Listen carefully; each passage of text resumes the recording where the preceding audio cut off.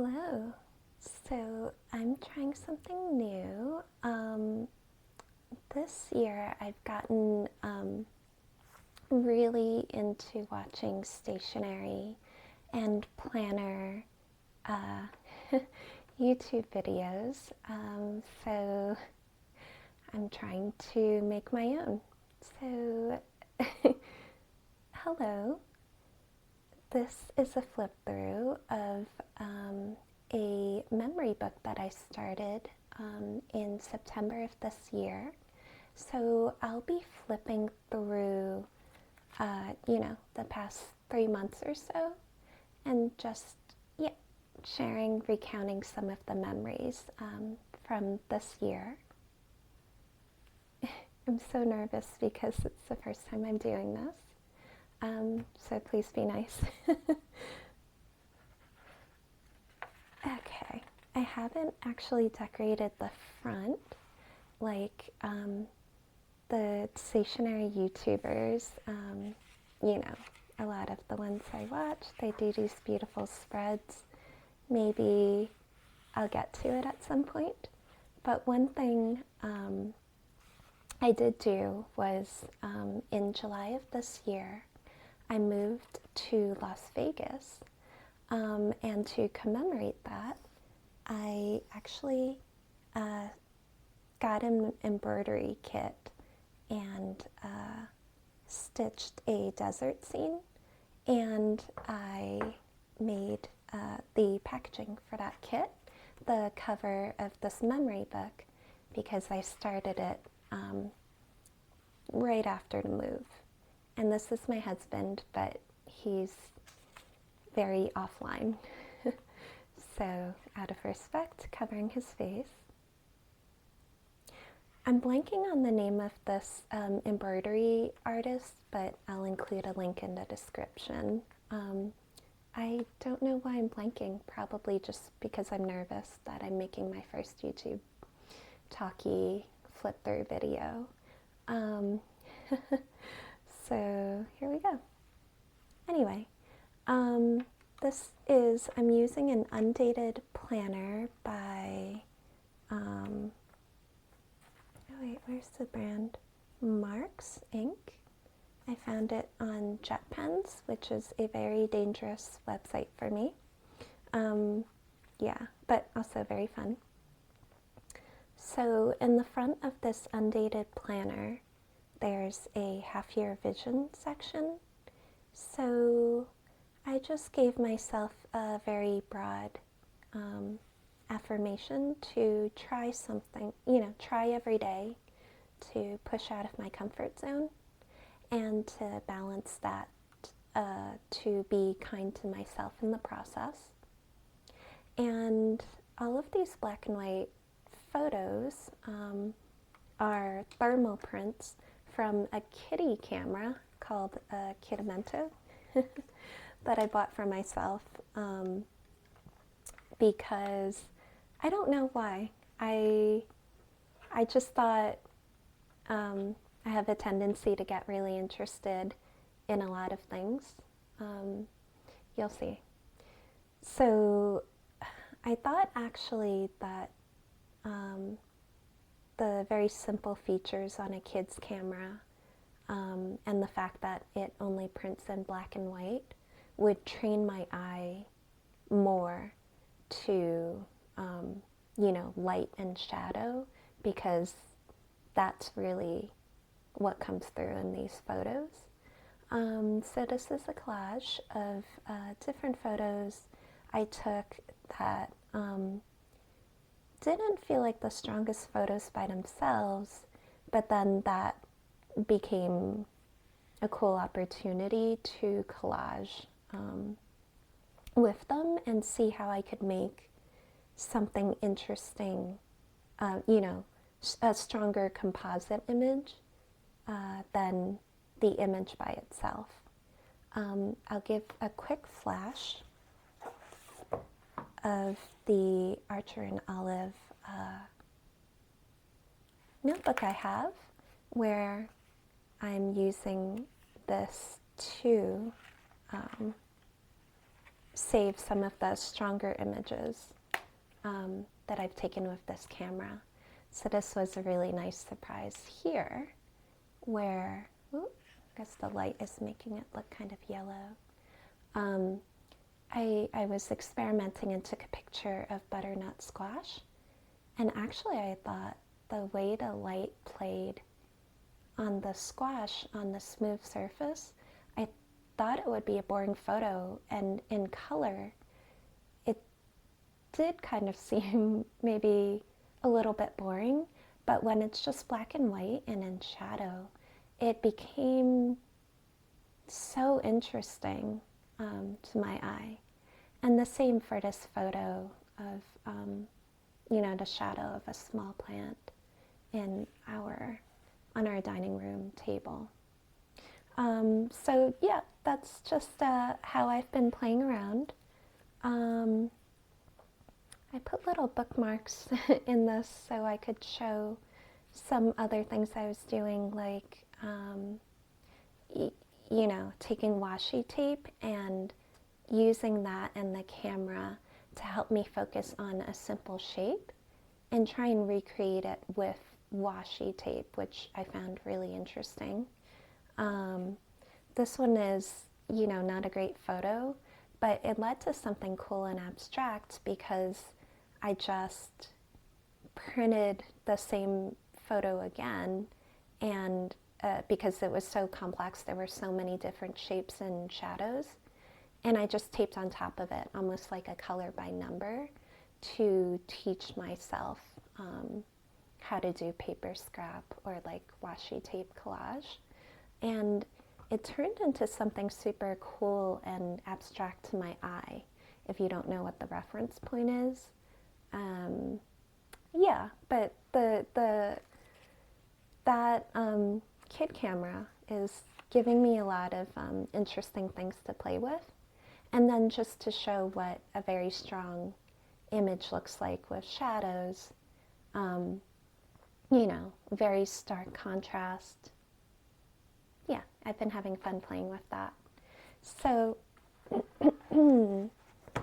anyway, that's this kind of like opening spread to support trying new things, experimenting, and also being okay with not being perfect. Like, I definitely see imperfections in a lot of the spread, but that's okay. And I got my first order from Sterling Ink, so that definitely helps pretty up the spread.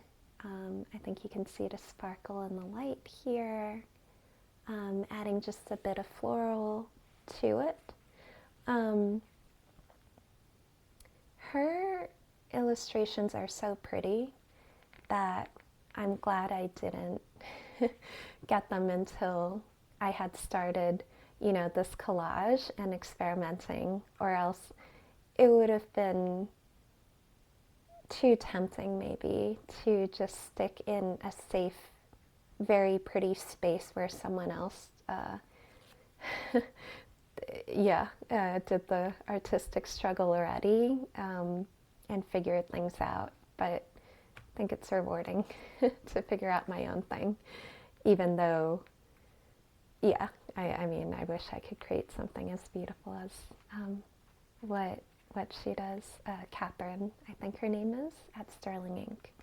Okay, so this is meant to be flipped through. Let me flip. The next upfront spread is the first stanza from the Loving Kindness meditation. I'm not religious, but I would think of the metta meditation as, my spiritual practice. I speak it to myself a lot. Basically, it is a reminder to come into being, into peace with myself, into peace with people around me, and then into peace with the world around me, and be of service to others, while also, you know, taking care of myself and reminding myself that I deserve that. Some PET tapes.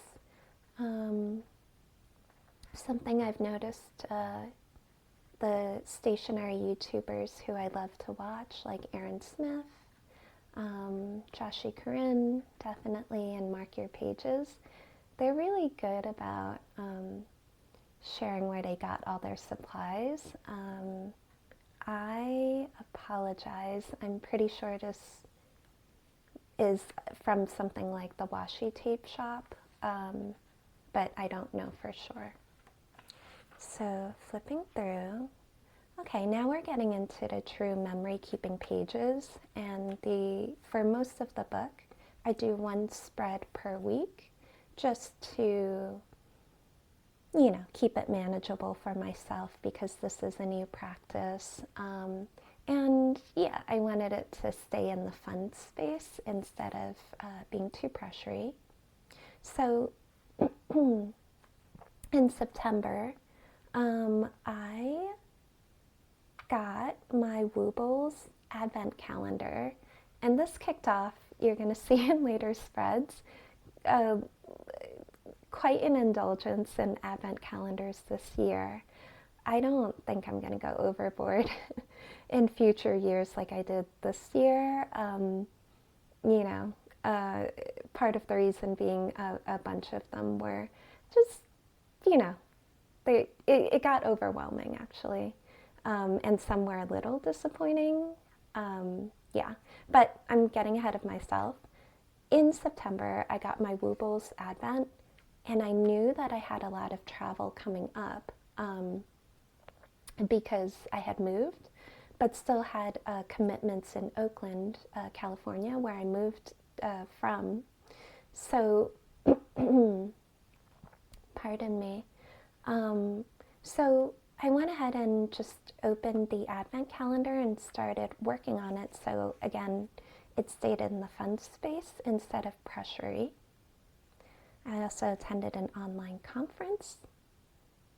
Oh yeah, the first Woobles Advent, day one, shouldn't be a spoiler at this point because it's so late in December, was called Noel the Snowman by the Woobles. But when I made mine, I named her Edwina Snowden to, I don't know, enjoy my punning. And also I want all my Woobles to be girls because, yeah, I don't know. Just more fun that way. A DJ cat. Oh yeah, my husband was traveling to take care of his mom in Florida.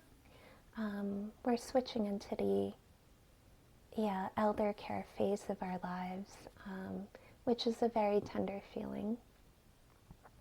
Anyway, he's usually the gardener in our household, so I was really proud of myself that I did some gardening and pulled up a lot of weeds around our house. It was quite a workout. I was sore for a few days after.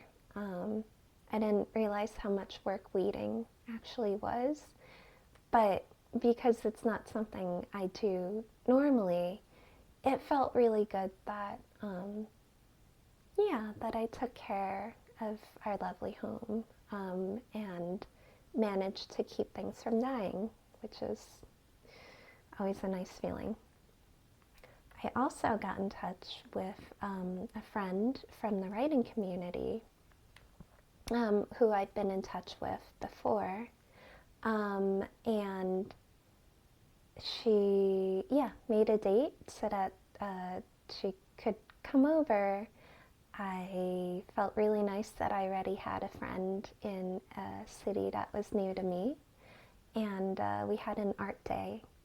So we went for a short hike, then we collaged and just caught up, and really it was very, very meditative and easy feeling. So it was a great feeling.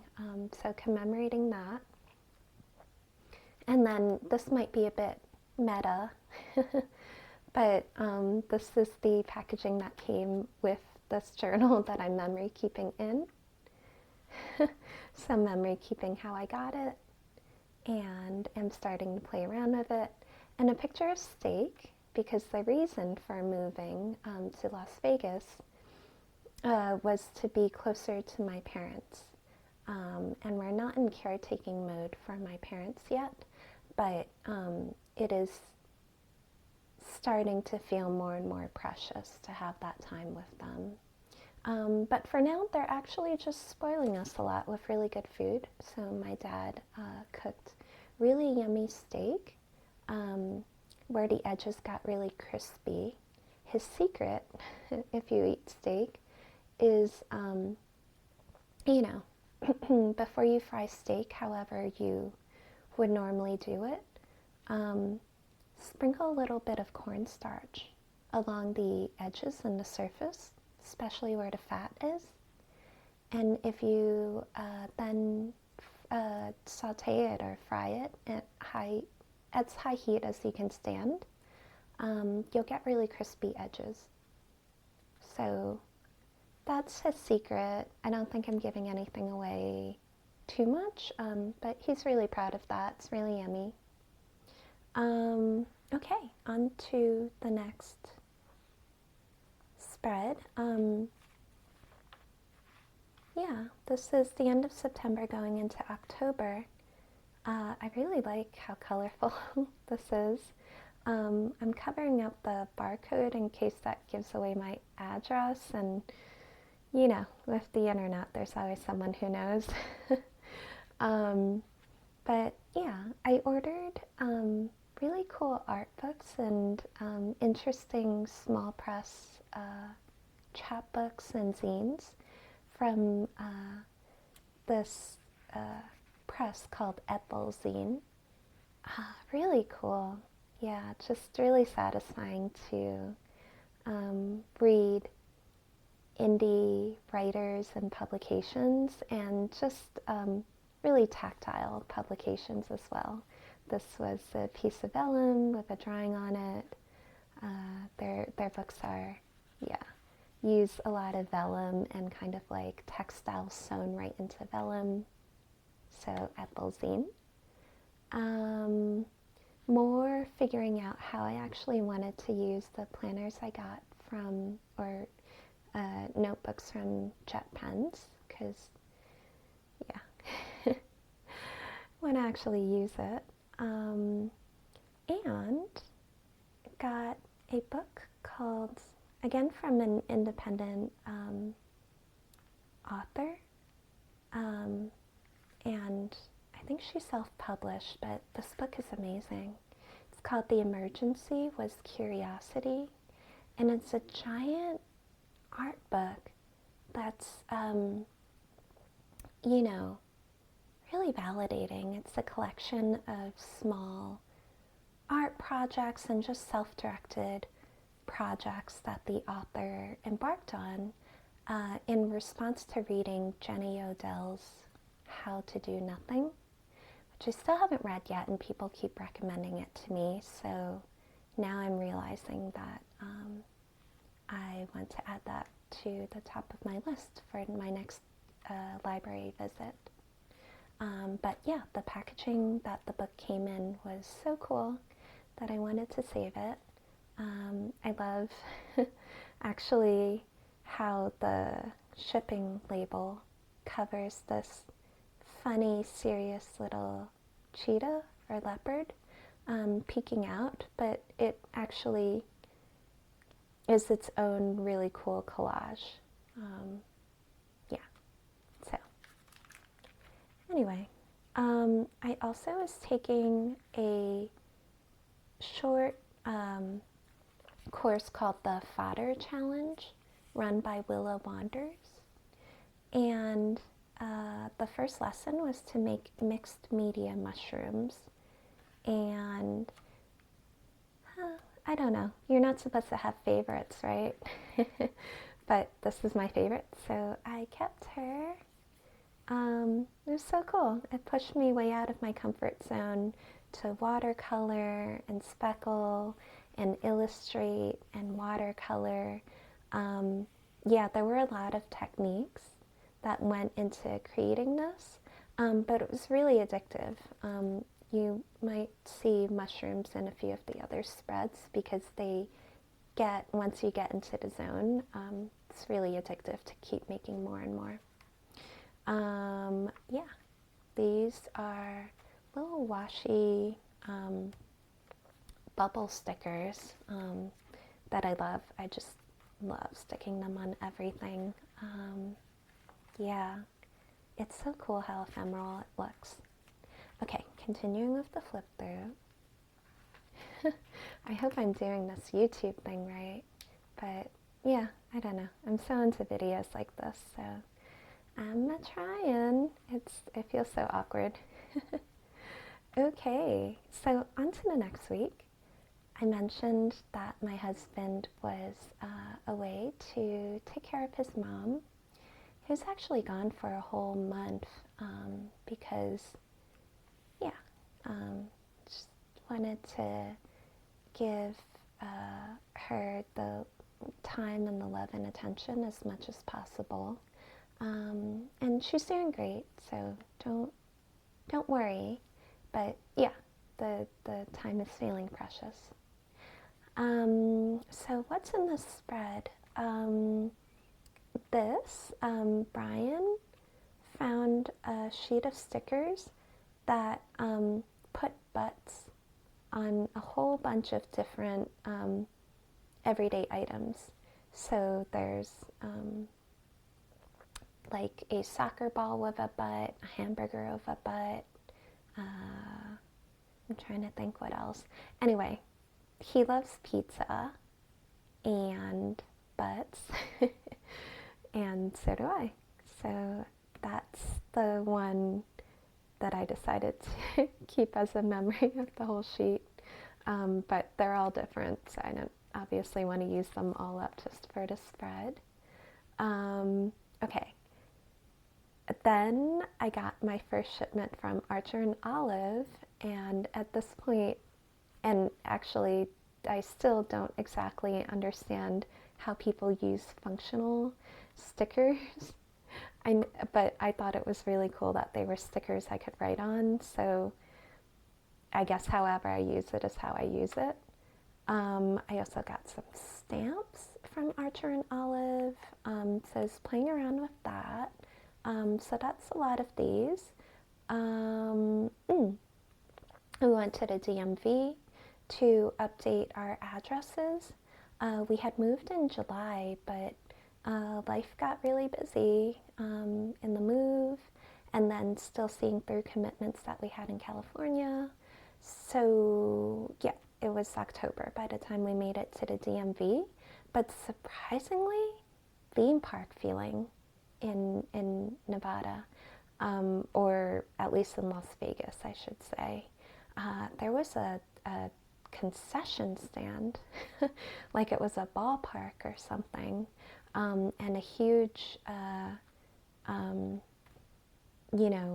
digital screen that showed who was next up and which window to go to, almost like a ballpark again, where they would put up the, baseball game score, but instead they used it for really good customer service. So yeah, that's completely changed my impression of the DMV. So cool. Here's the fodder challenge, and I was at this point pretty busy with work, so I fell behind. I did the first 2 lessons, the mushrooms. So let's see, here's another one.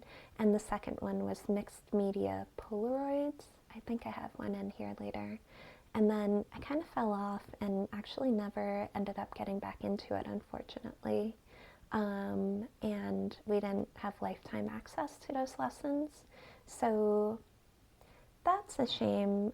It wasn't too expensive, and I do have that FOMO of I could have learned to do all of these things, but I was doing a lot, so again, remembering to practice being kind to myself and not be too hard on myself. And I was trying to do new things all the time and just, or get better at what I know how to do. So yeah, that's it for now. So yeah, that's, you know, it. I couldn't be perfect. I signed up for too much because I got so interested. Another big milestone is that we were lucky enough to own our condo in Oakland, and we bought it in 2019, thinking that, oh, okay, like it's a small one-bedroom condo, but we have the whole city outside our doors. This was in 2019, and then suddenly we're just holed up in a very small one-bedroom condo, like 810 square feet, I believe, for, yeah, all the years of the quarantine. So it's kind of like bittersweet that in Vegas we're renting a house now. So it's a lot more space, but I don't know, like it felt like a really big milestone to own our home. So it feels in a way like a step back, but in another way it feels like a relief that we were able to sell, because it's not the easiest market to sell, and it's a little scary to think about how you can owe like hundreds of thousands of dollars, and basically just have to end up working for the rest of your life, even if you don't live there anymore. So it's a relief as well. I mean, it's a really mixed, weird feeling. Okay, moving on to the next spread.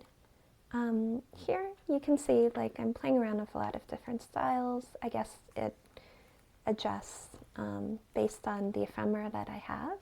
This one's a bit more journaling than ephemera, but I'm having a lot of fun at this point, mid-October, figuring out how to get organized, how to prioritize myself so that I don't overcommit, and that's been a lifelong theme of mine. I get excited about trying a lot of things, and I don't actually want to stop that, so it is what it is.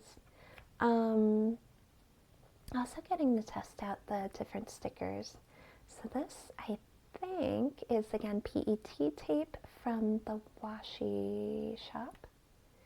And this, honestly, I don't know, because I'll impulse buy on Etsy when I feel pretty certain it's a small business or an indie artist.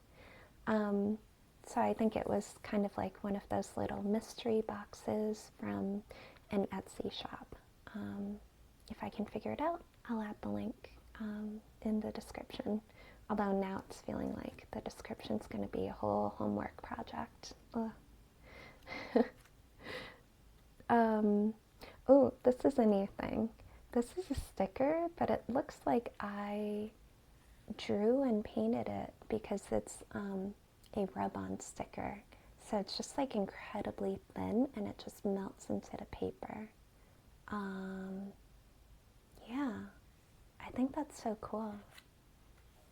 I think when I move the notebook close to the light, it turns it yellow because it's on like a warmer light. Yeah, but hopefully you can see how beautiful and like subtle that is. This is one of those mixed media Polaroids. It's really chunky. It's really fun and satisfying to hold. I actually still have a lot of scraps on my desk, kind of like offcuts that weren't the regular shapes, but it's kind of like layers and layers glued together. And like, I don't know why, but I find it really satisfying to just have a lot of big ol' chunky bits. So it's sitting on my desk because there are always like 100 projects that I could do. It's so easy for me to think of ideas, and hard to then get out of idea mode and into doing mode, because it's fun for me to just keep thinking of ideas. But I just love, like, look at this. It's abstract, and I always wondered how people created abstract art. Like, how do you know? How do you know when a collage is right or not? Do we really get to just decide for ourselves? Like, what is that based on? And yes, the answer for me is when I finally let go of wanting to get an answer before I did it, and just, relaxed about wanting to get everything right when I did it. Because, not everything feels right. Some things are more pleasing to me to hold and to look at than other things. But by doing, there are more of these things that are interesting, and make those like dopamine centers fire off, I guess, than would have existed before. So that's a cool journey to be on. So this is one of my favorites that I kept, and now I actually have a lot of pages of baseball card sleeves with a ton of these little Polaroids, and I don't know, I have to think about what to do with them, because I don't know, it'd be fun to give them away or send to people, but then, they're also mine and I love them. So I don't have to rush to do anything. Next spread. Another class I signed up for and had to miss the last two because work got so busy. This was a critical reading class taught by one of my favorite essayists, Eula Biss. If you haven't read her work, I recommend you check her out. It's really smart writing that's easy to read. So that's why I like her. Because sometimes there's really smart writing and I have to work for it. Like, it takes a lot of concentration, maybe like more complex words and sentences. Not that she doesn't use that, but to me, I think it's a wonderful magic trick when someone keeps the language simple and yet conveys, builds up to really complex ideas. Anyway, she taught a course in October for, reading essays and analyzing them for their meaning, and then kind of like reverse engineering the craft of how the writers achieved, what they achieved. Got across complex meaning, built up and built up.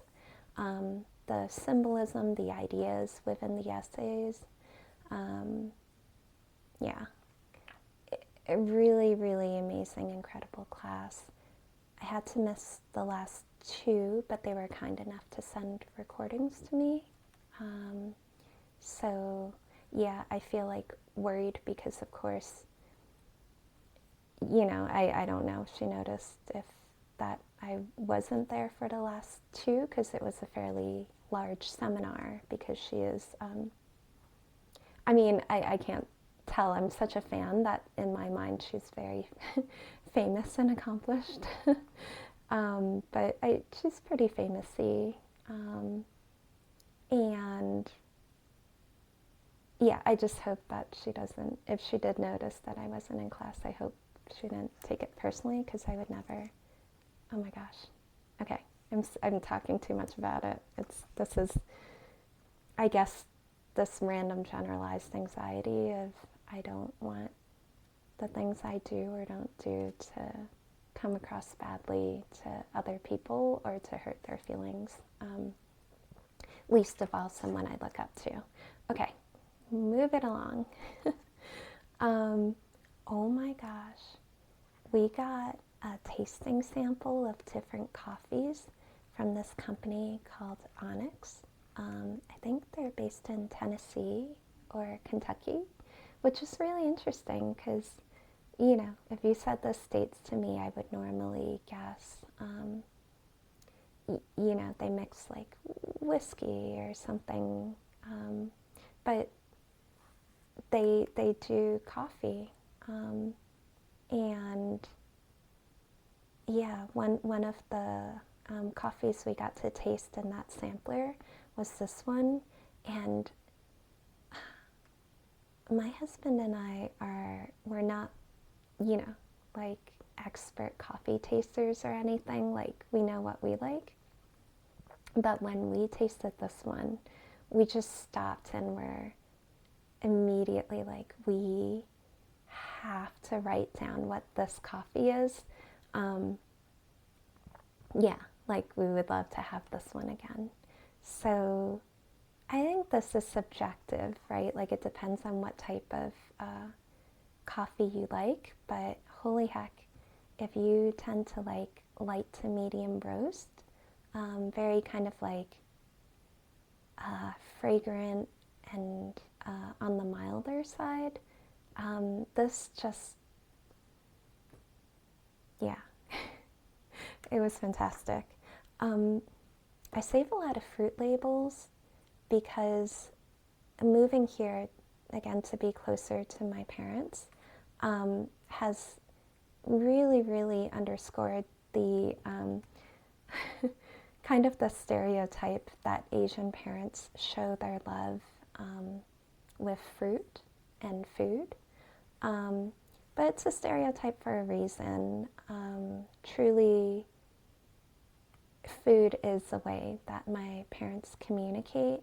And now that I'm kind of re-meeting them as an adult and deepening my relationship with them in this new way, because I'm, you know, like now living closer to them and seeing them, talking to them more regularly, I'm gaining an understanding that it's because, you know, I'll always be their baby. And it's a very tender feeling because, you know, like they're always going to see me that way, even though I'm moving here and trying to, you know, like adult better so that I can turn around and take care of them. They still want to take care of me. So anytime you see a fruit label on this, it has all of that meaning associated with it. And it's such a humble thing, right, to give someone a piece of fruit. But I know, like, when my parents have fruit at their place and we visit, they go through everything they have, and they'll deliberately pick out, like, the nicest ones out of what they have so that they can give us the best ones. And that's so, like, it's so humble, but it's so, like, they do it every single time.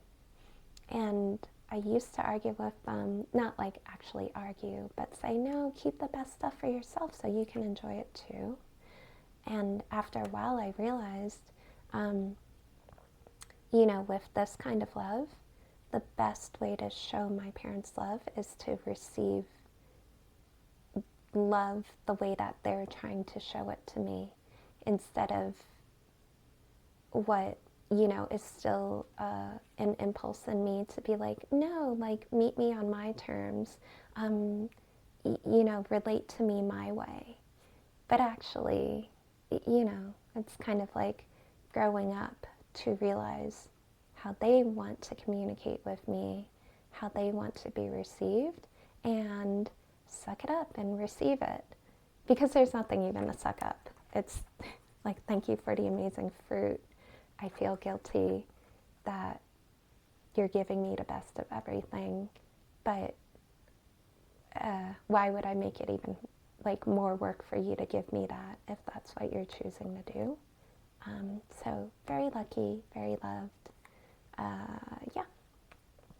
Okay. Moving on. This is getting towards the end of October, and you know, I mentioned that we moved from a city condo, excuse me, into a house in the suburbs of Las Vegas. So there's some like new cultural things, right? Like suburban culture. We noticed that all the houses were decorating a lot, like a lot. I'm not personally into buying a lot of those, like a lot of the houses around here have those inflatable decorations that stay plugged in the whole time, and they blow up into like a large figure in the yard, and like a lot of lights, a lot of decor. We were enjoying that, so I guess one, we wanted to give back to the neighborhood and add to the excitement. But two, we didn't want to get a lot of junk. Although I guess I'm being a hypocrite because clearly I love stationery supplies. So I'm amassing that, but you got to pick your thing, right? So our challenge was, how do we decorate and make it impactful without a lot of stuff that we will either have to throw out and it'll end up in a landfill, it'll be wasted, or store, which that's just not our thing. So we came up with a murder mystery theme that's required, you know, like some of those stretchy cobwebs and like some caution tape, so there was a little bit of plastic that we didn't need to buy. But other than that, we got a pack of chalk and drew chalk outlines and splattered them with red paint. This sounds a little gory, but it's just for Halloween. Yeah, we even drew, it's kind of cute, but hopefully like not sad for anyone. We drew a chalk outline of a dog too, so there was a chalk outline of a guy walking his dog, and there just, you know, something happened. But that's why there's a mystery to solve. Anyway, so in the end, we only had to throw out the spider web stuff, so that still was like a little wad of, I don't know, polyester or something.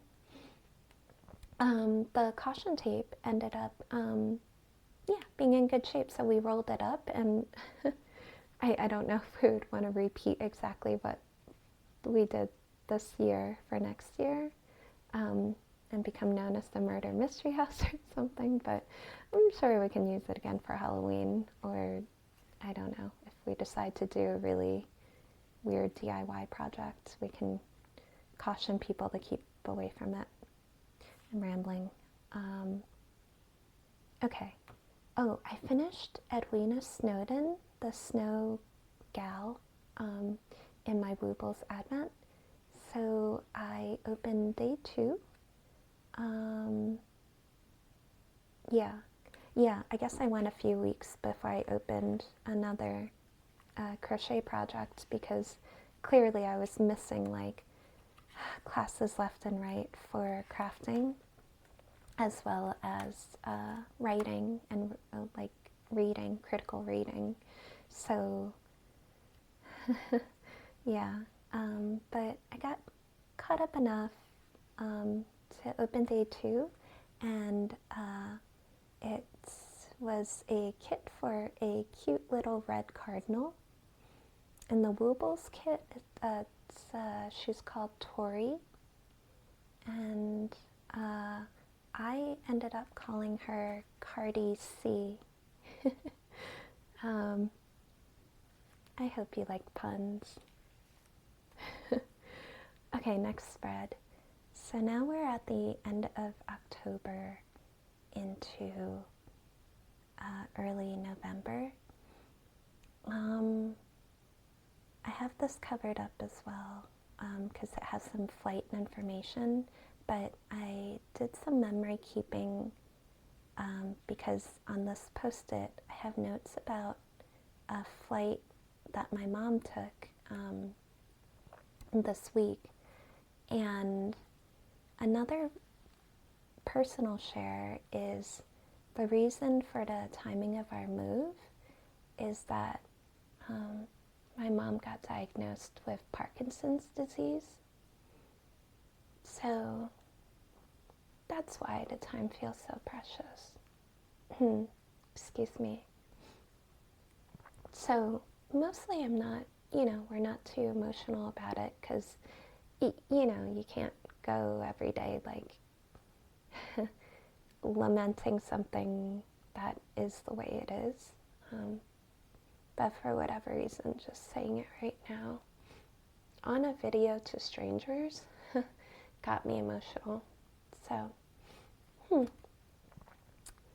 anyway, I saved this post-it because she asked for my help, and again on the theme of wanting my parents to see me as an adult who can take care of them and take me seriously and maybe like relax and trust that they don't have to do everything, right?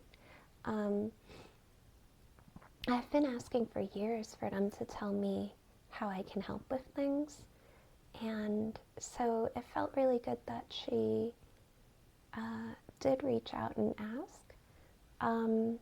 And, I found out that the airline had a disability line, and she didn't have assigned seating because she flew economy. And, the walking and her balance is affected with Parkinson's.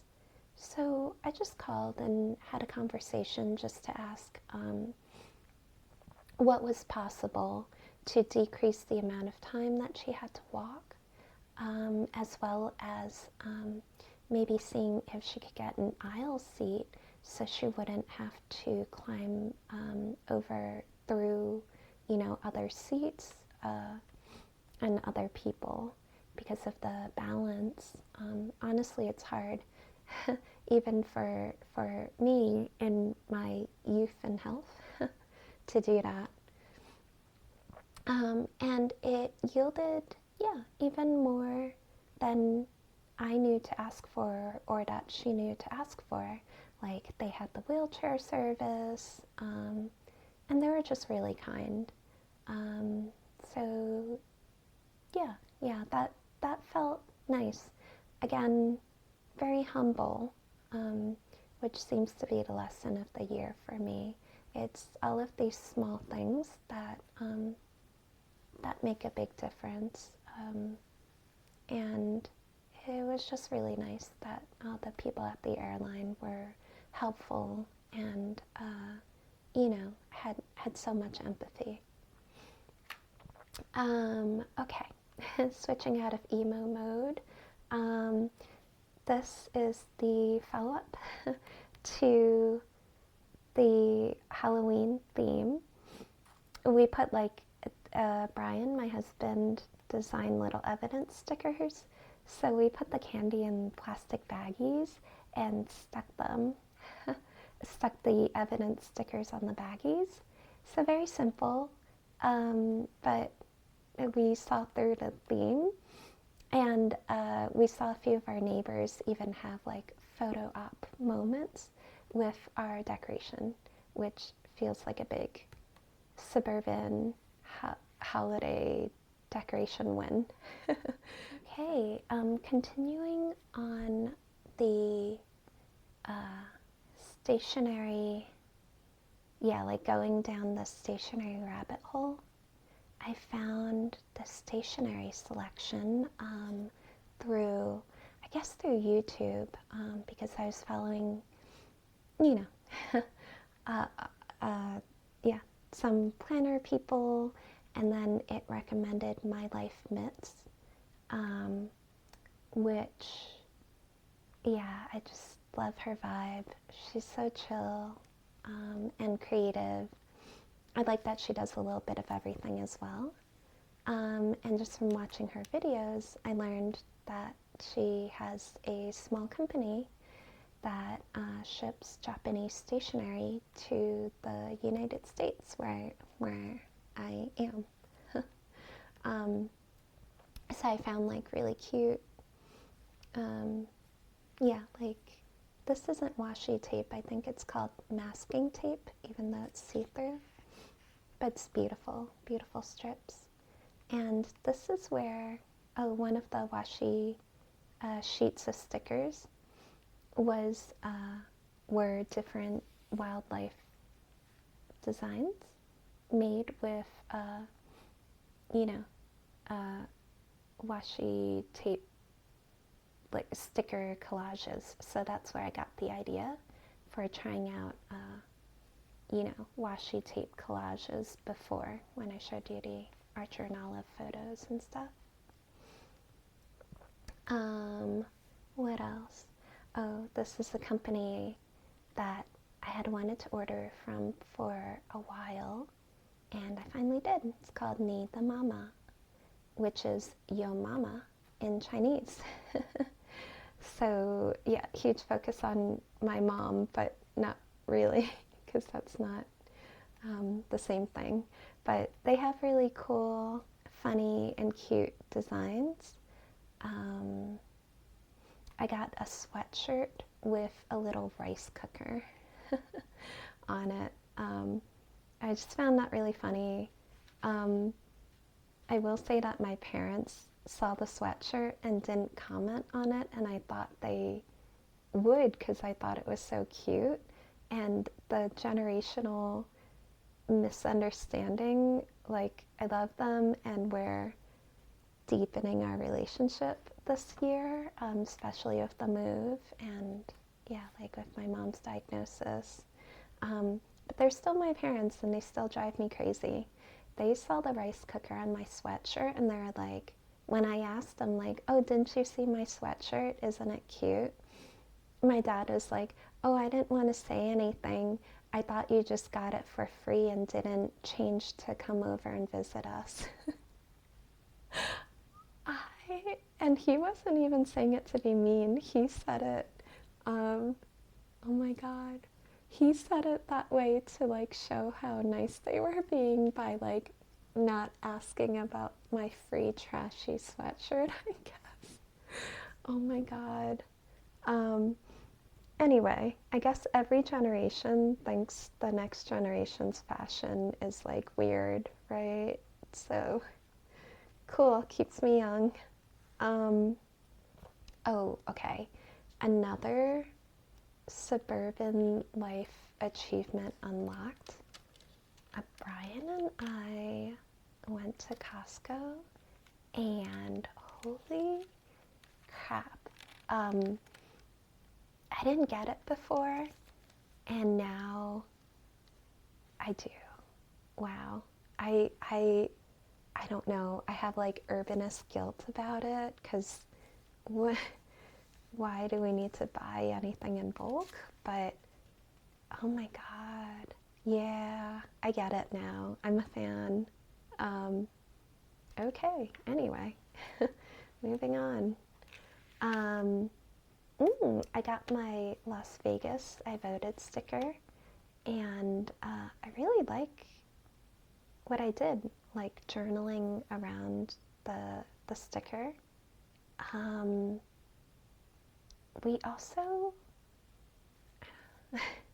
yeah, I don't know. Okay, I'll say it. We saw that Costco sells saunas, so we also did a really big luxury splurge. Please don't judge me. This is a really big purchase. Yeah, a sauna, especially for a house that we're renting. Um, but it's something that we like to use for our health in gyms, and we work out at home now because we have the space of being in a house instead of a small condo. So we went for it. It was $3,000 for a sauna, and we use it at least once a day.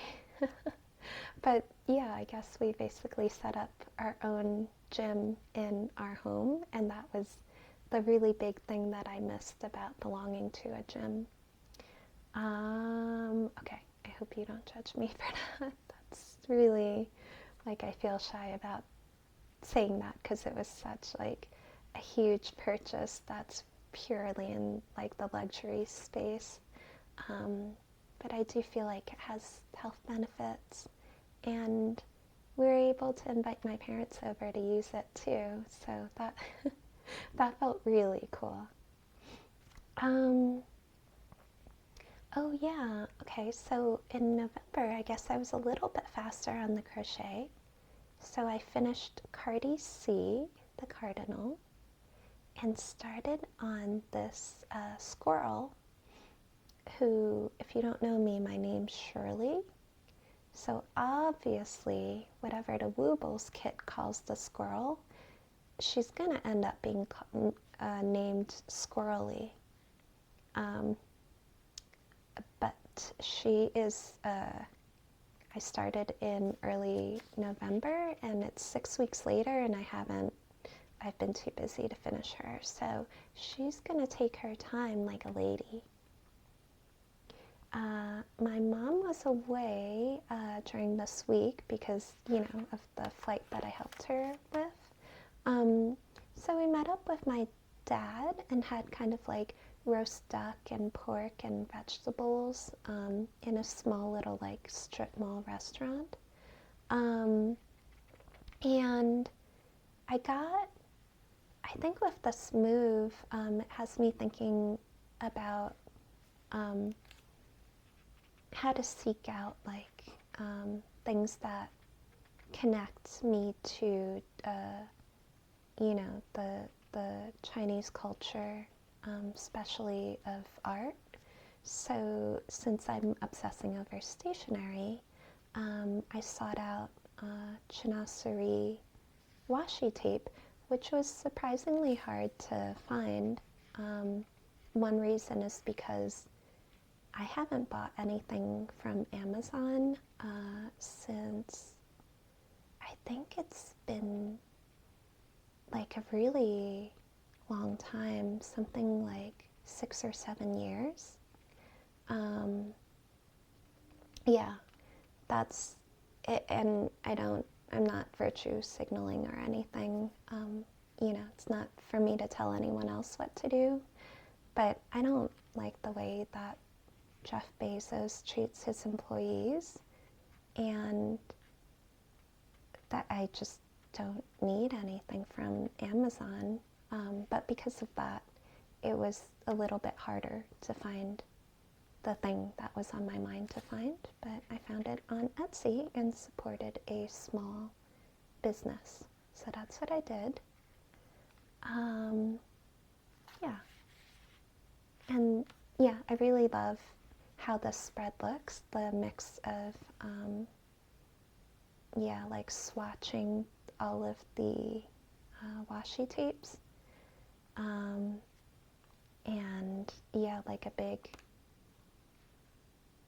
memory piece here, the I voted sticker, and then journaling around it, like just shaping the writing around the pieces on it and drawing a little bit for myself as well, so that I'm not only relying on, you know, like the art of other people, because how will I ever learn or grow if I don't try?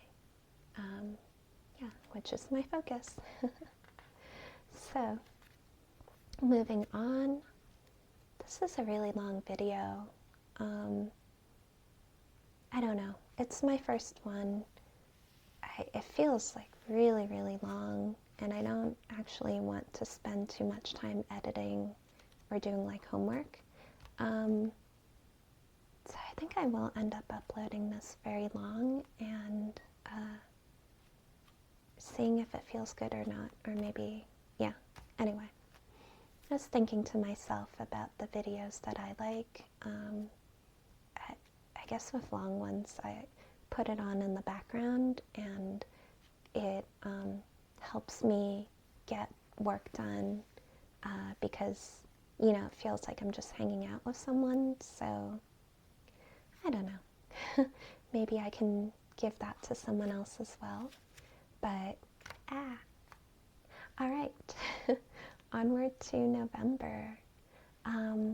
Yeah, I'm playing around and practicing lettering with brush pens a lot. I took a bubble bath, so that was fun.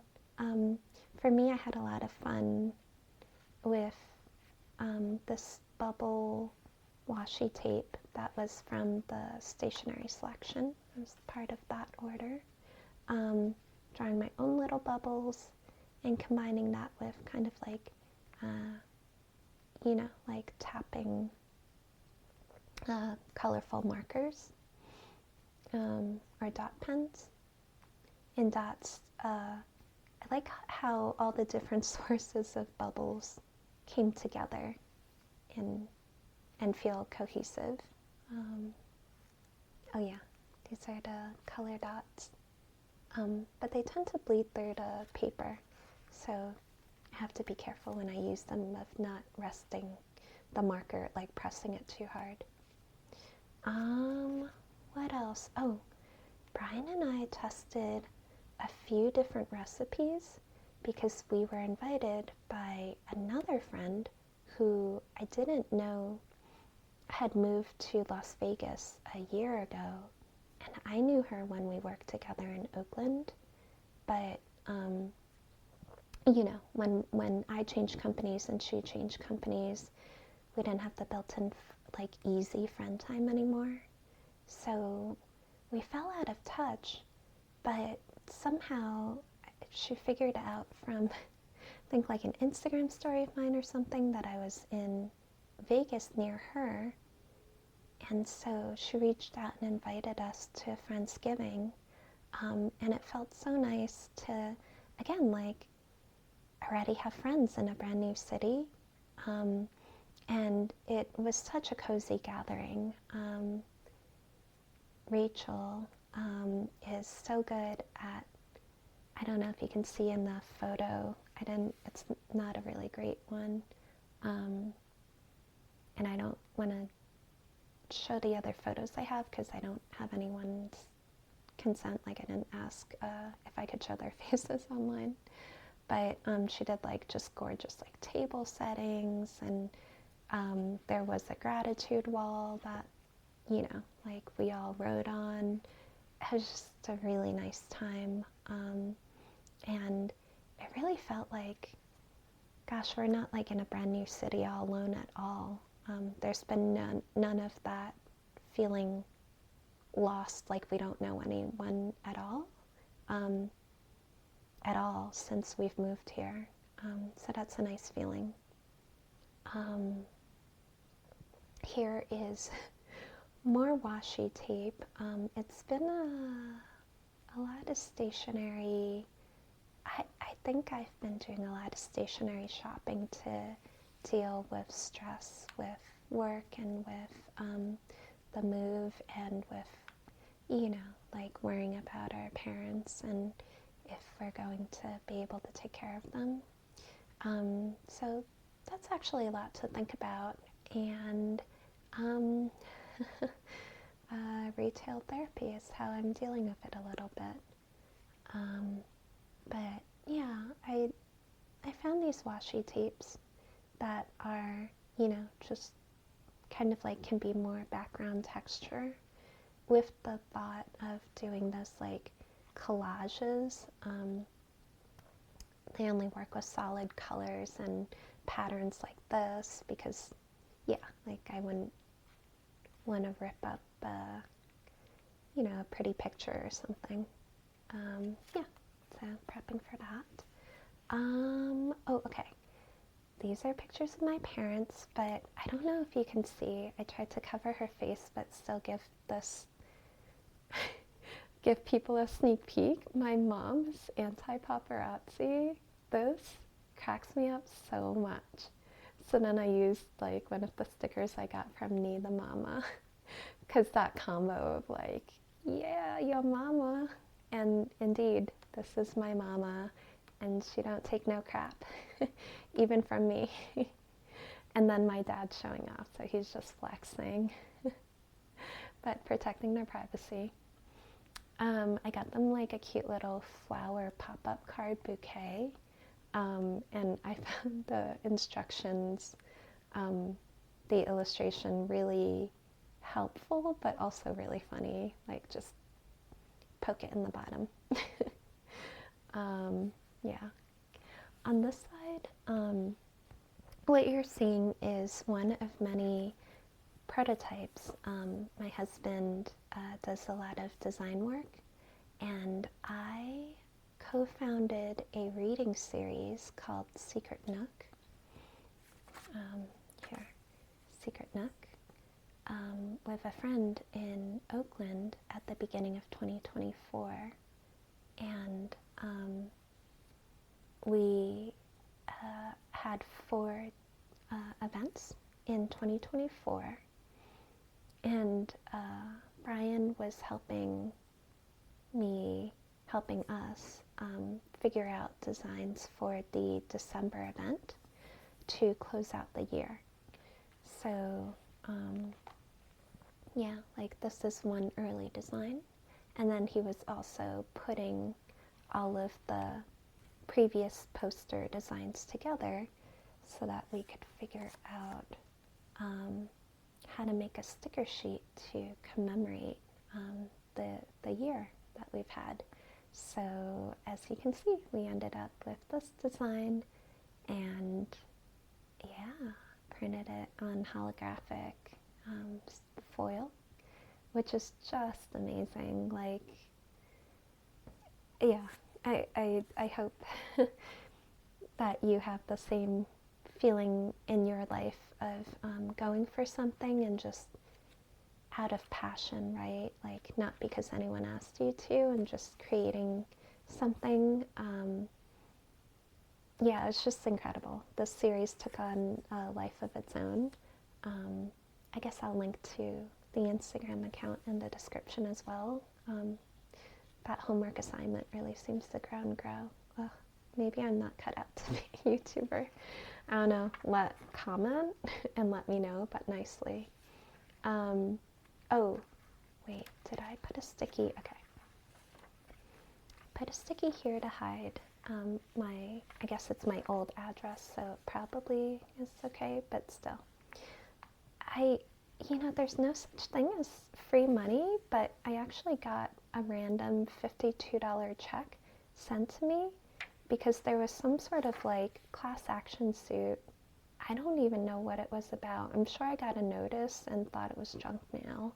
So always check, because I'm glad I didn't throw this away. So I got a bonus $52, which immediately went to more stationery, and to making things for the Secret Nook reading series in Oakland. Okay, onward. Oh, okay. This is going into December, Thanksgiving week. So yeah, I wanted to Brian and I hosted Thanksgiving my parents came over, as did the friends that we got back in touch with, Rachel and Chris is her husband.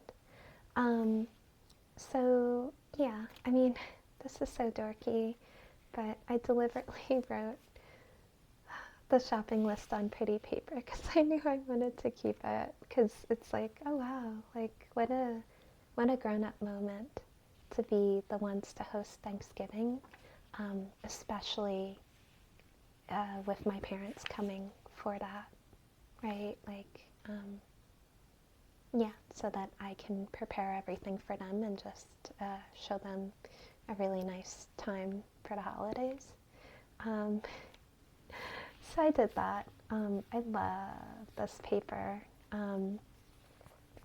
It's thick stock. It's so beautiful. You'd only know, I think, in person, getting to feel it. There's a lovely texture to it. I don't know if you can see the paper itself is not all one color. There's a very gentle difference in the color. And this I found on the Stationery Selection as well. Yeah. This was when Brian ran out for, of course, one or two ingredients that we forgot in our big Thanksgiving grocery shopping haul.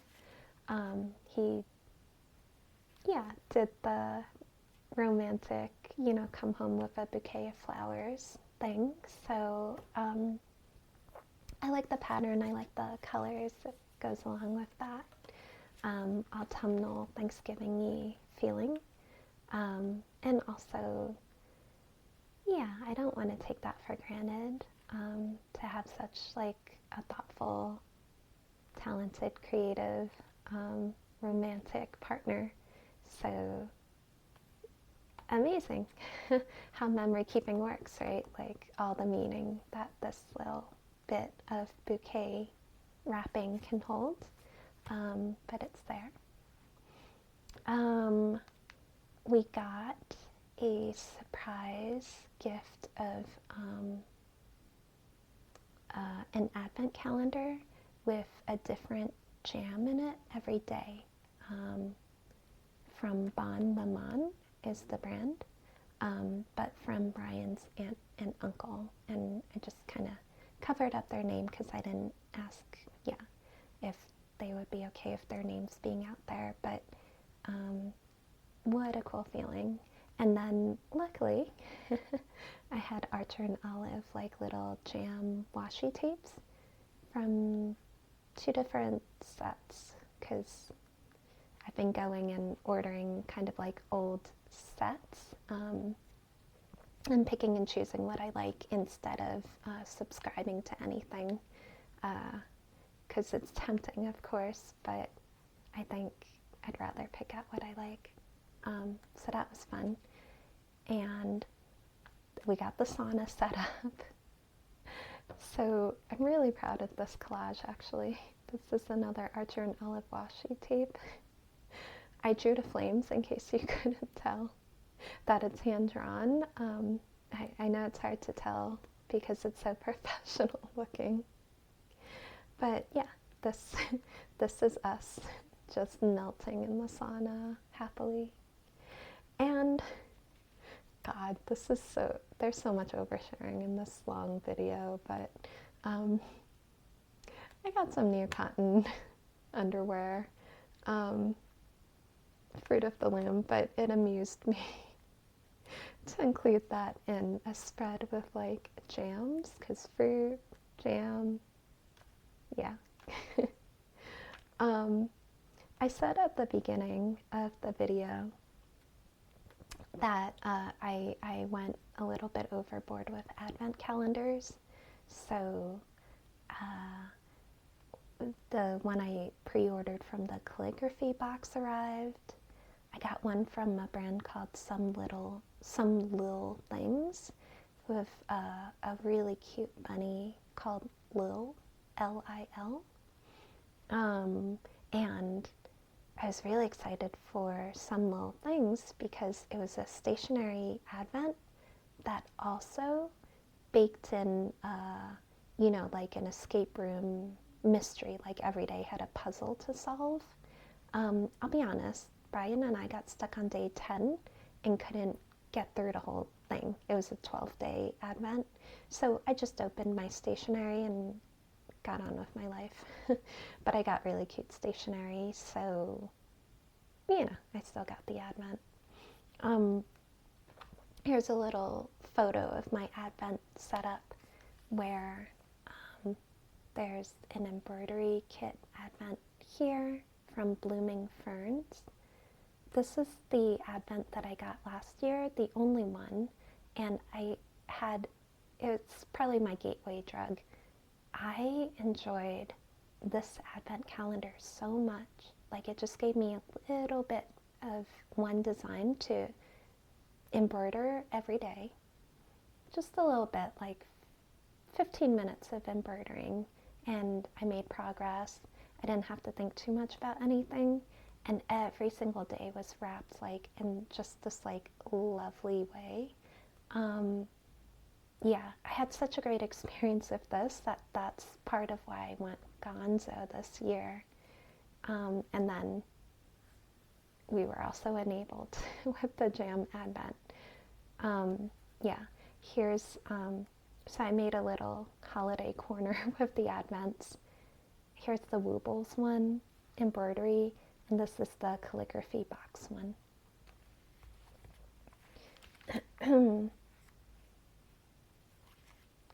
Okay, so then with all of that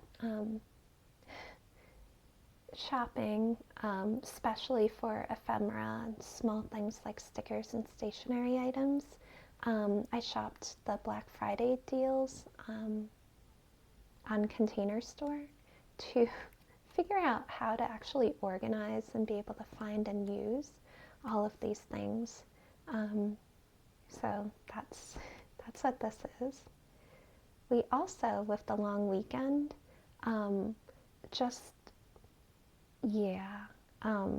I realized that I was pretty burned out actually, because I've been going nonstop since the move and trying to take on a whole lot of new things and probably sublimating my emotions about things, right? Like just feeling so tender about my parents and my mother-in-law as well. So I hadn't come to a stop, and then with the long Thanksgiving weekend, finally I did, and I kind of crashed. It was fantastic though, because I just lived on the couch for 2 or 3 days of the long weekend, and we binged a really good show called Agatha All Along. That's on the Disney Plus channel, I believe. And yeah, well, I don't have to explain the show too much, but it's part of the Marvel universe. Yeah, it's a really good show, really amazing acting, really well written.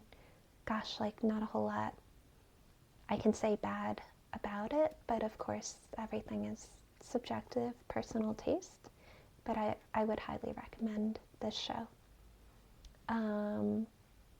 Yeah, Asian things. I finished my giant bag of rice that I always keep in stock. So since I was memory keeping, yeah, I thought I'd cut a piece of the bag. It's very textural, so it's fun. And with the sauna, we just got a bunch of IKEA towels. Yeah, so we just like had a stock for the sauna because you get, kind of sweaty. Yeah, this is one of my Advent washi tapes from the Some Little Things Advent calendar. And it kind of looks like a sauna to me because of the color and the twinkling. Could be a nicer way to represent getting sweaty. So yeah, just tossed it in there. let me see. I'll ignore this for a second. So then, yeah, like just memory keeping with all of the advent calendars. Here's one of the jams that we tried. This flavor is apple, pear, and apple, pear, and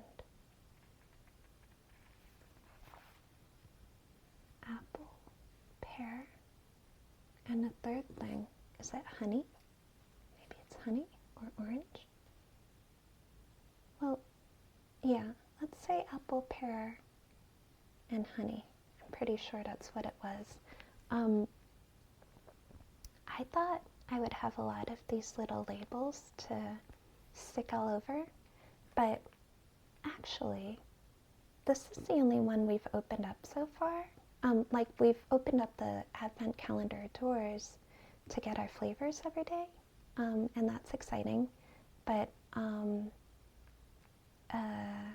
we're not eating all the jams yet. We're saving them up because I have an idea to invite friends over so we can like taste a lot of the different jams and share that bounty with our friends, because we're lucky enough to be in a new city and have friends already. So the idea for the party, if you're interested, is they're going to come over in their pajamas and we're going to eat jam in pajamas. So I can call it a pajama jammy jam. Oh my god, maybe I should make a playlist of, I don't know, 90s hits. You know, obviously we'll cook and have things to go with the jams on the side. Like I can make little mini cornbread muffins, little pancakes would be fun. Definitely some savory items as well. Maybe I could make like a big frittata on the side. Yeah, maybe like a baked brie or some baked ricotta. You know, a lot of different cheeses, breads, savory items, so that people don't get too much of a sugar rush. Yeah, so I'm looking forward to that. I think I'll organize that in January sometime, but I'm trying to practice not over planning as well, because at this point I'm pretty burned out, and you'll see in the next couple of spreads where I had to keep just pushing through to meet some commitments, which made me burn out and crash that much harder. Yeah. Some advent calendar numbers from some little things. Blooming Ferns continues to be my favorite. You know, she does a lot of personalized touches. I believe her name's Natalia. Yeah, I'm 99% sure it is. She's so nice.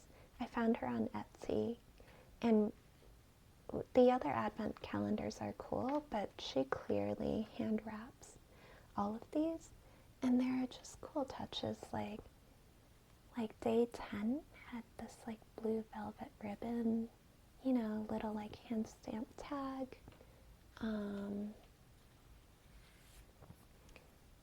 You know, day 9 had a stamped envelope with, I mean, you know, I don't know, she probably hand dotted the white snow and hand stamped the trees, and it's simple, but it's so lovely and thoughtful.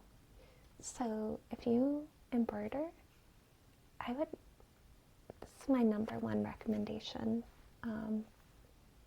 I guess I'll continue giving myself homework and say that I'll add a link to her Etsy shop in my description as well, but yeah, we'll see. But I definitely do want people to find her. Yeah. Oh, okay. This is another prototype for the program for the December Secret Nook event. I tried printing on metallic paper and ran out of ink. So this is my little Canon printer ink. Yeah, I don't know, kind of fun. A different type of thing in this memory book. But this is what the final design ended up looking like. And I'm really satisfied with it. It's a thicker paper. And yeah, has a whole, it's yeah, a whole experience. I believe this is called a concertina. And the whole point of the reading series is Sarah, my co-host, and I wanted to create something that, you know, really had to be experienced in person instead of online. I realize the irony of saying that while I'm making a long, long YouTube video for the first time, but here we are.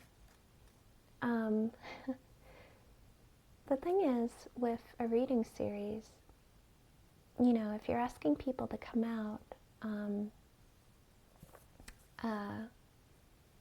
you know, there should be, it would be nice, right? Like to make it more of a whole experience, rather like in addition to, you know, authors, poets reading their work to you. Because nowadays there are videos, there are audiobooks, so you can get a lot of that type of experience of someone reading to you without going to a specific place and time, right? Like in person. And it takes more work, more energy to go somewhere in person. It's the commute time and all of that. So the idea behind Secret Nook was, how do we make the readings experiential? And we work with all of our readers to design sensory experiences. So for example, in our March event, which the theme was nature, we, one of the authors was reading a short story with a scene about driving through the rain, and she led the audience in making rain sounds just by clapping the hand very lightly to create that kind of pitter-patter of rain sound. And it was like magic, you know, like she read a scene about rain and she just kind of made a signal as she was reading and continued to read. And suddenly it was like, you know, we all joined in, and it felt like, oh, it really did start raining in here. It sounded like that. And it was such a small, simple thing, but so lovely to be inside of that sound and be part of creating it. Yeah. So I guess my thing to you is, you know, if you're interested at all in that, you can follow us on Instagram and look at old posts, because we did post some videos of some of those experiences, just to at least give people an idea of what the series is about, although obviously better to go in person if you're able to. TBD, Sarah and I have to talk about whether we'll continue the series now that I've moved. It's a lot harder to run that sort of thing. And like I said, it's I really did burn out and crash because I didn't realize that, yeah, that I had overextended myself, right? So moving on to the next spread, here, what was I doing? There's more fruit labels. So here, you know, my parents are loving me and been giving me lots of fruit. And one really big win for me as a writer is I had a piece come out in the Iowa Review, which is, gosh, you know, it's just a really big stamp of approval by people who publish and just and teach incredible writers.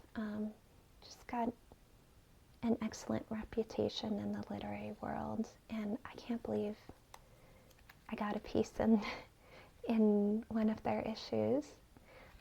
But it just came out, so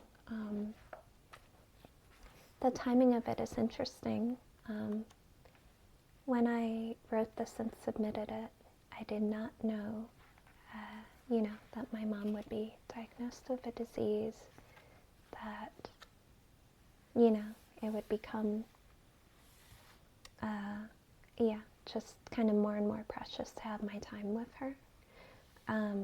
But anyway, this is an essay about how she escaped from Mao Zedong, China.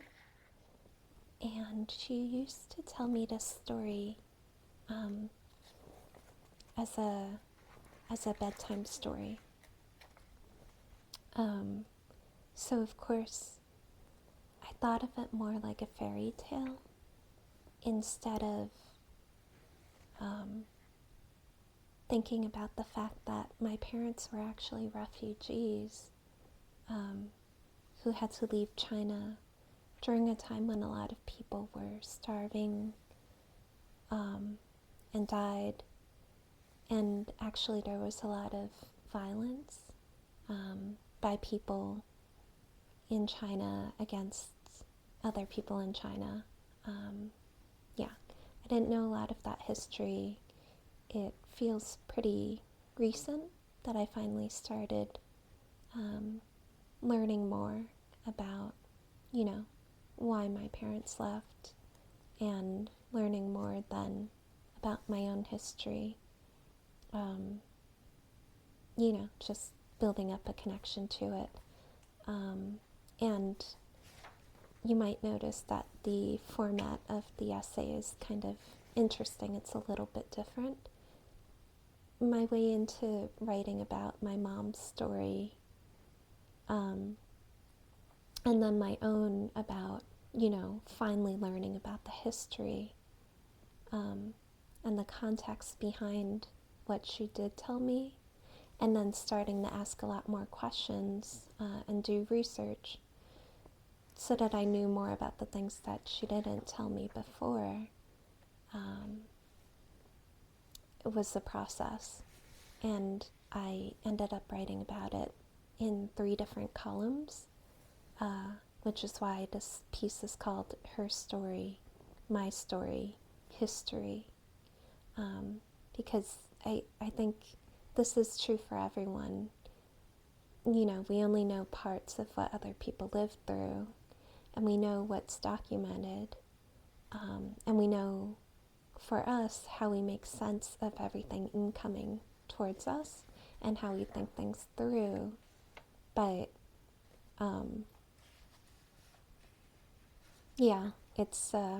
it's hard to figure out how to communicate all of those layers.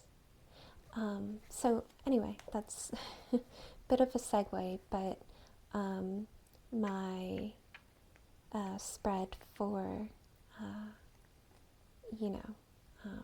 the second week in December included receiving really my contributor copies of the Iowa Review in the mail, and that feeling just so good and kind of emotional.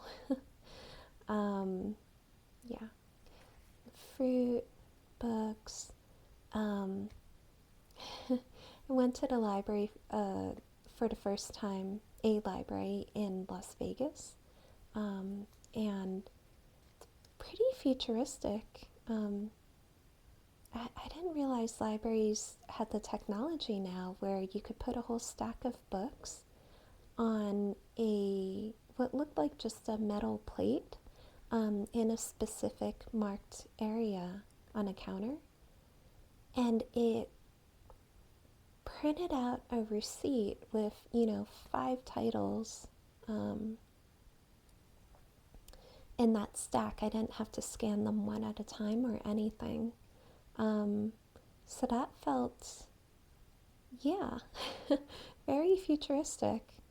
Yeah, that was cool. And I got a lot of calligraphy and brush lettering books to, yeah, figure out, get some inspiration and guidance for practicing lettering. And yeah,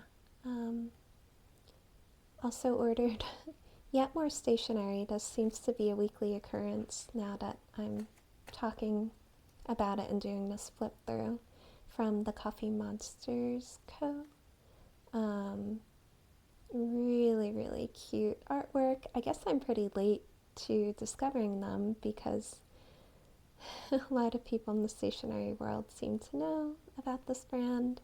I think it's so cool that, the different people who work there get their own personal stickers to tell you who packed your order. So thank you, Angela.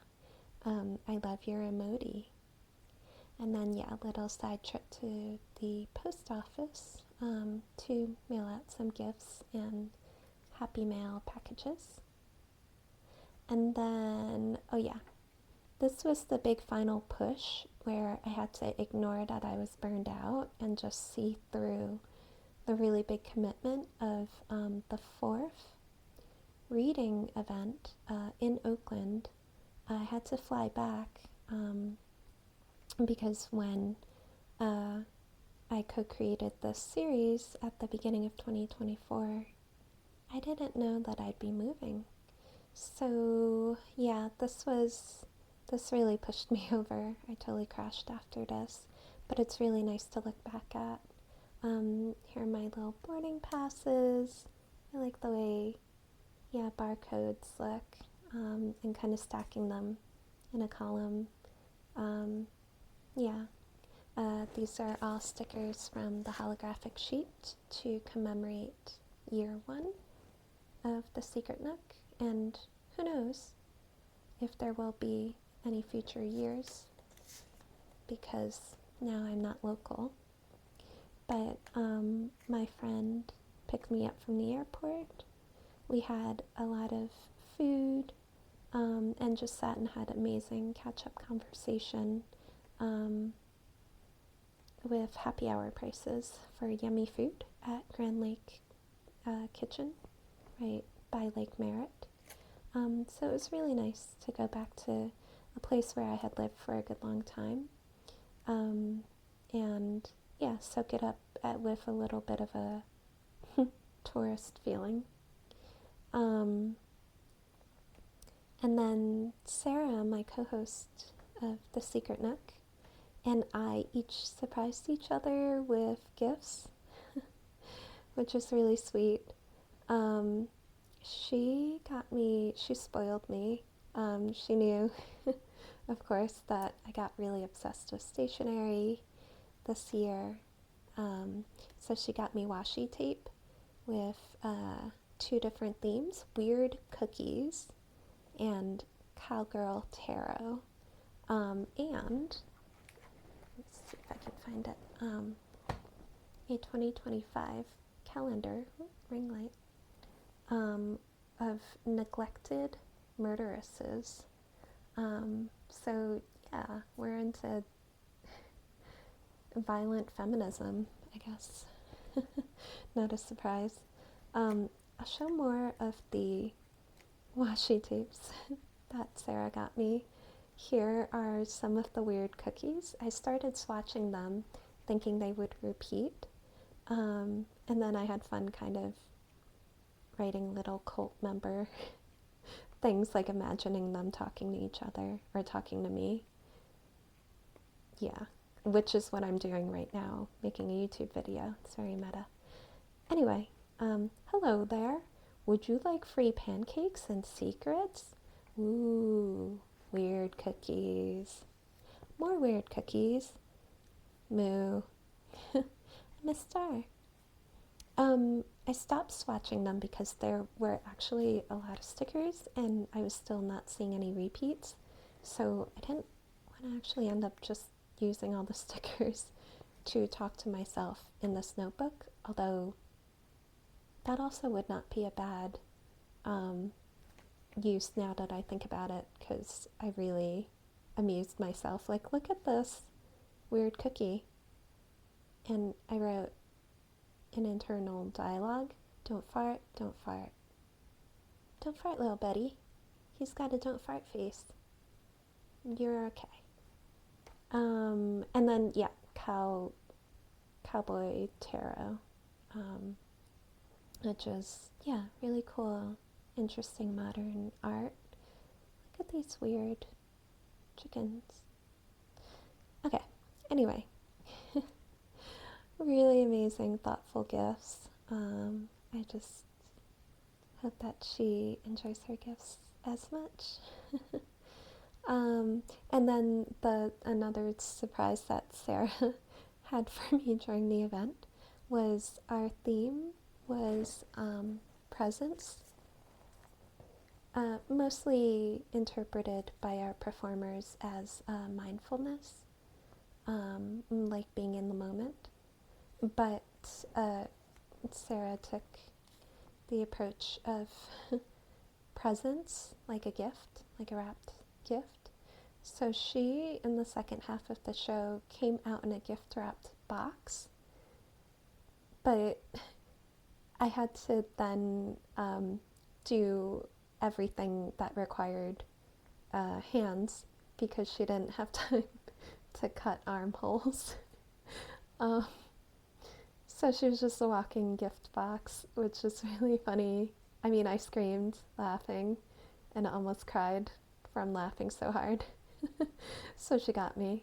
So that's a really great memory, and I just sketched it out with my amazing stick figure skills to, yeah, hopefully keep that memory or bring it up for me again in the future, because it makes me so happy to think about. Okay, and then we're in the current week that I'm filming this, and yeah, I'm gonna take mostly like a vlog approach, not edit too hard, although I just love Job's journey and how he edits and puts in music and montages of scenes. So I aspire, but I also aspire to not be a perfectionist about these things. That's really the theme of the year, so I can just enjoy his amazing content and do this thing and see, yeah, what makes sense for me. So yeah, I crashed pretty hard after getting home from the event, and you know, yeah, haven't done a lot. I know this looks like a pretty full spread, but at this point, like, the meaning of time is disintegrating. Like, it's no longer a clear-cut week from spread to spread. I got a date stamper, and I'm just sort of like, whatever, I think that's a memory from that day. So that's cool. I did get the idea from a Job's journal or Job's journey video. He mentioned that one of his journaling friends did this cool textural thing with page flags, layering them. And in his video, it kind of looked almost like the side of a piñata, how they're layered and, you know, kind of floofy. And I love that. I didn't want to actually do that, although I loved seeing it in, you know, like her style. But it did inspire me to take the stamps and just rip off that corner of all of the holiday cards that were coming in from friends, which, by the way, makes me feel really loved and warm that so many friends send holiday cards, even though I don't regularly. And this year I wanted to. In fact, I bought some pop-up cards, like this one pops up into a Christmas tree, but I think actual Christmas Day is when I'll have time to write them. We'll see. Someday, maybe it'll be a Christmas in July thing. You know, whatever. Anyway, it makes me feel really loved that we're at a new address and so many people still tracked us down and figured out how to send us cards. So I did this thing, a little bit inspired by Job's friend, of layering them. And of course, that allows me to memory keep, whereas, keeping like the whole cards, even from, 4 or 5 people, would be really bulky and kind of make this book more of a stiff thing. And I really just wanted this to be, like an enjoyable scrapbooky feeling. So this was a great way to do it. Still playing around with the black and white photography with the kids' camera, Kidamento. And another thing about my parents is that it's typically really hard for my mom to, this is going to sound bad, but it's not as negative as it sounds, but it's really hard for her to like anything I make. Like, she's had to work all her life. She was a refugee from China who made it to Hong Kong. Then she had to start over all over again in the States. Same with my dad. My dad is more relaxed, like, and chill. He plays golf and tennis and pickleball. My mom does like to be active, but she's been busy her whole life. So I think it's just not something she's used to, where she got to indulge in hobbies and just pursue personal interests. And it's, the irony is that that's what, like, people immigrate to the States for, is so that their kids can have more of that freedom, more of those choices. But the irony is then she doesn't always get it. I'll give one quick example. Well, nothing's quick in this video, but if you're still here, I'm glad. So, okay. I stitched this, I mean, it's not perfect, right? But, like, hopefully kind of, like, adorably imperfect.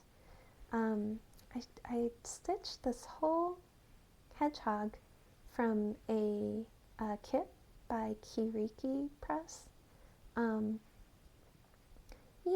I mean, he's lumpy bumpy, but then again, he's a hedgehog. This is all stitched, like, not printed. If you can see the texture, it's really soft. It is kind of like petting fur. And I gave it to her thinking, like, oh, she likes cute things. In front of me, she was like, she tried to act like she tried to be supportive. And she was like, oh, you made this, therefore I will keep it, was basically her reaction, which is a really funny response. And then when she thought I wasn't looking, she just put him in a drawer and closed the drawer, like the junk drawer where, in the kitchen where they keep scissors and pens and stuff. And I was like, hang on, that took me a lot of work, so if you don't have to pretend, like, if you don't know what to do with it, can I just take it back? Which is why I got him back Spike the hedgehog. So obviously that stinks, like, it, doesn't feel great.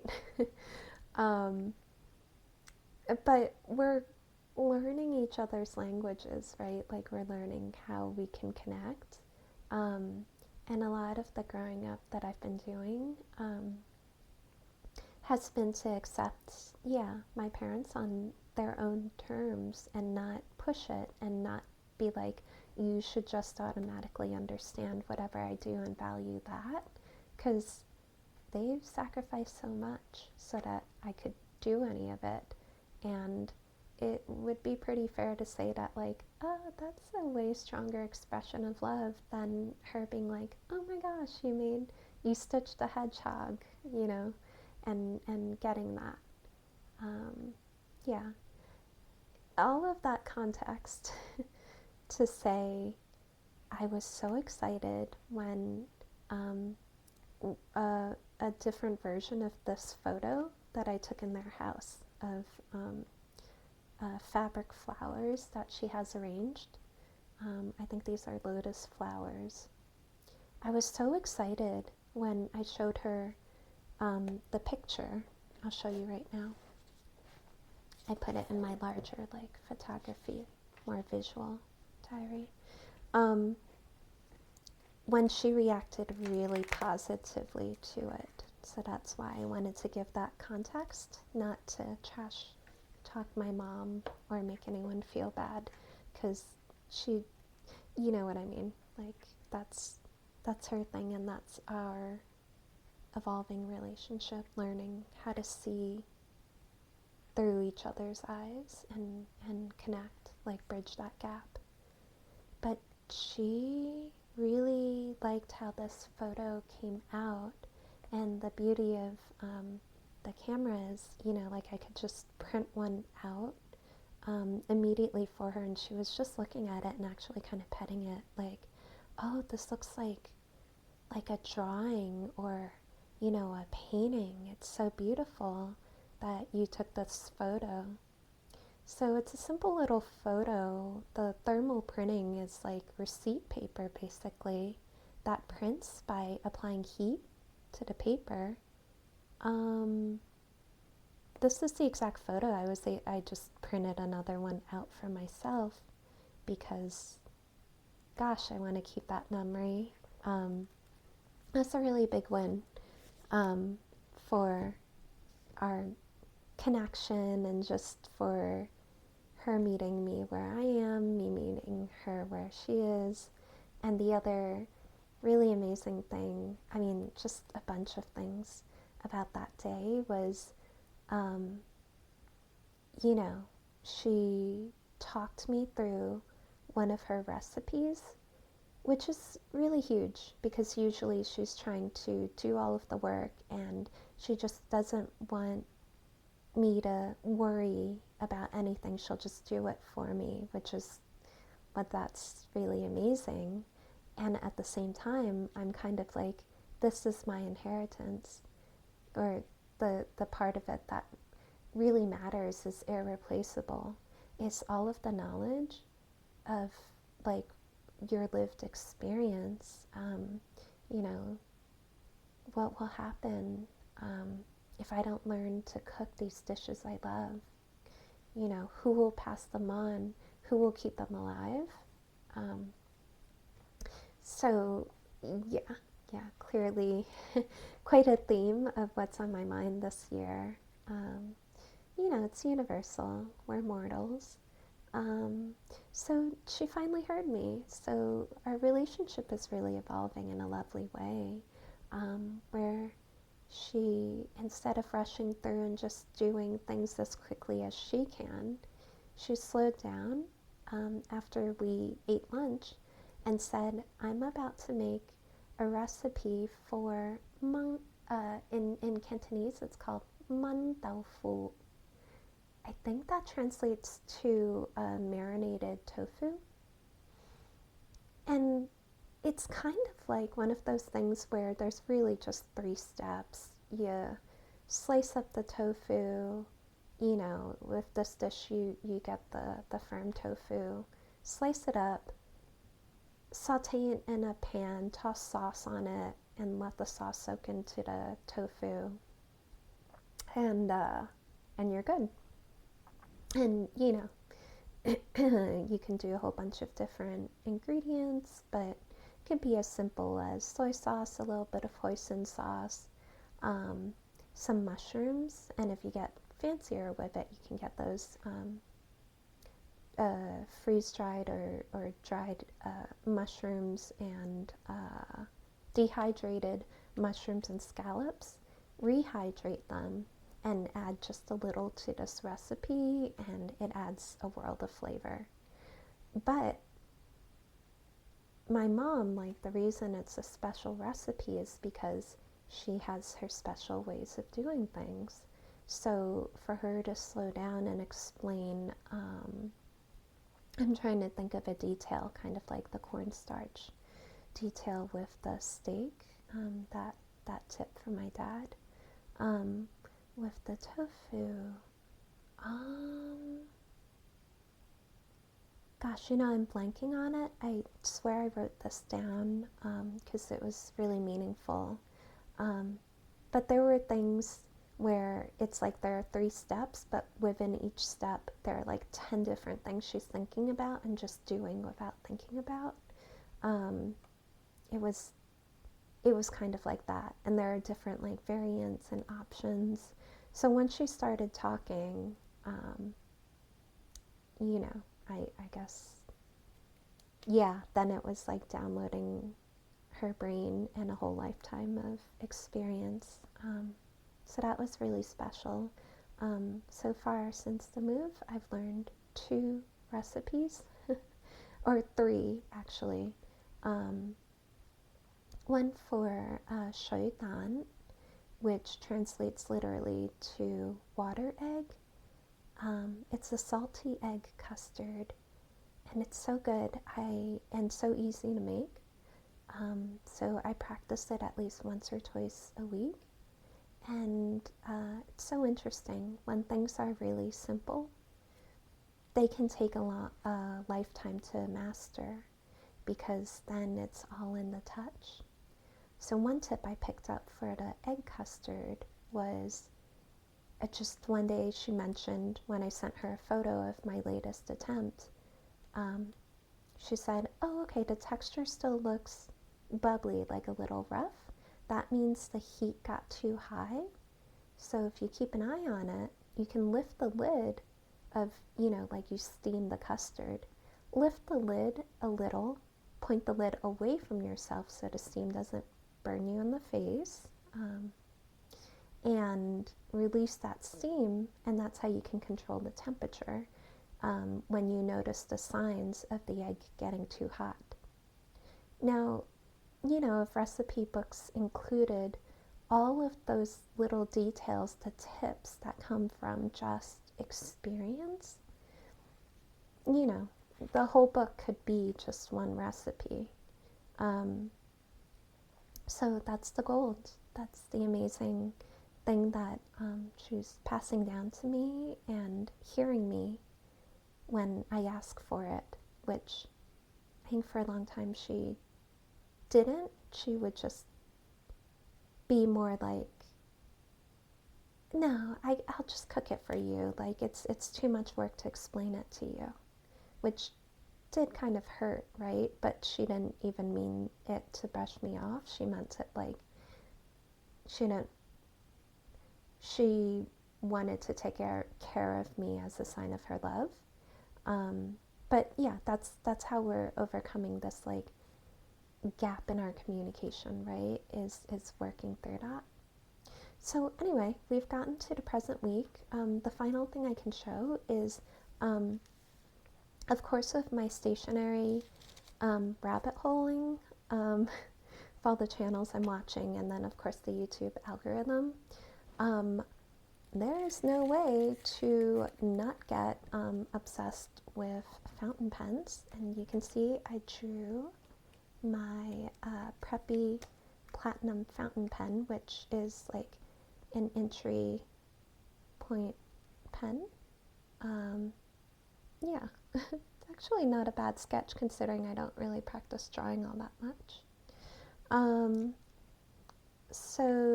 I almost forgot, sorry. I loved all of the packaging and wrapping that came from this indie artist, Brenda Chi. And all I did is order like 2 of the same, but I had to order the sticker when I saw it, because it's like the salty girl, but Asian and with MSG. And yeah, it has like so many layers of meaning for me. I can get salty. So I don't know. I just love seeing, yeah, this. And then, of course, I'm on a quest to connect more and more with different aspects of my culture that, enrich who I am as an American, as a person. So this spoke to me so much. And yeah, the stickers and the wrapping, the washi that came with that order were just like so generous, such a lovely gift. And yeah, she wrapped the stickers in a Chinese restaurant, like a Chinese zodiac placemat. And it gave me such nostalgia because I grew up in a Chinese restaurant and we had, if not this exact one, something very similar as placemats on our tables. And I'm currently working on a memoir and trying to finish the full first draft of that memoir, so it felt like a sign. It's just that this is so big and I don't want to cut this down, and that's the main reason this didn't make it into the memory book. But anyway, shout out to Brenda Chi Art. Thank you for your art. And yeah, just such cool packaging and thoughtfulness. Oh, and I had red velvet pancakes. That was also really, really nice. So I crashed out, ate pancakes, made art, took pictures, ate lots of food from my parents, and got loved on with holiday cards from friends, and stalked my husband and took shots of him with a kitty camera. Not a bad way to burn out and just kind of like not do anything except whatever I felt like in the moment. So actually, this, even though I keep saying that I burned out and crashed, I feel very positive about what happened this week. So I think the name of the game is listening to yourself and what you need. So I mentioned the fountain pens because with fountain pens, I got really interested in onion skin, which used to be the paper like more commonly used, right, as writing paper, and it's so beautiful. It has that crinkly feeling and texture, and so I tested some onion skin paper with fountain pen, single-sided. It's great. It doesn't bleed through even though it's so thin, so that was cool. I tested double-sided, like, can you still read the writing when you write behind it? The answer is no, not easily. So maybe that's one of the reasons we moved away from onion skin. It doesn't do well double-sided. Then it brought me to thinking about if it holds up so well to fountain pen ink, what happens with watercolor? And the answer is, yeah, it actually does really well with watercolor. You just can't do like big blobs of water because it takes a long time to dry, and then it turns the paper like it looks like an oil spot. So I don't love that effect, although that I did, without planning to. Although I guess even learning that isn't a bad mistake because now I know how to get this effect if I ever want it for a piece. Even testing like mild liners, like those dot markers, bleed through like really good paper, and onion skin held up to that as well. Like you can see it through the paper because it's translucent, but it didn't bleed through. And then the next test was then more watercolor and seeing what the, that looks like with text layered behind it, or vice versa, what writing looks like with an illustration, like a watercolor behind it. And I love the way this looks. I'm pretty sure I'll do more with this idea. Yeah. And then, of course, I showed all of this to Brian, who then said, oh, then you did words on words, pictures on words. Did you do a pictures on pictures one? And I said, oh, no, I love that. So I looked over at my window and just started sketching a plant that was over by the window. And then, fortunately or unfortunately, the Venetian, or are these called Venetian blinds? Anyway, the blinds were down. So there was something to draw and layer behind the plant, but this was, oh man, like it took, focusing and staying put instead of running away. And I really, my ADHD brain was like, run away, you've drawn this line so many times now, can we run away? But it felt healthy to focus in and see it through. So good exercise, right? We all gotta work with what we got. Anyway, it creates a really cool effect where by putting the blinds on the other side, you really can see that the drawing of the plant is darker and more in focus in a way. And on the flip side, it's just as effective to my eye, where it's like you're looking from the outside or from the other side of the blinds and sort of seeing that there's a plant on the other side, but it's not as in focus.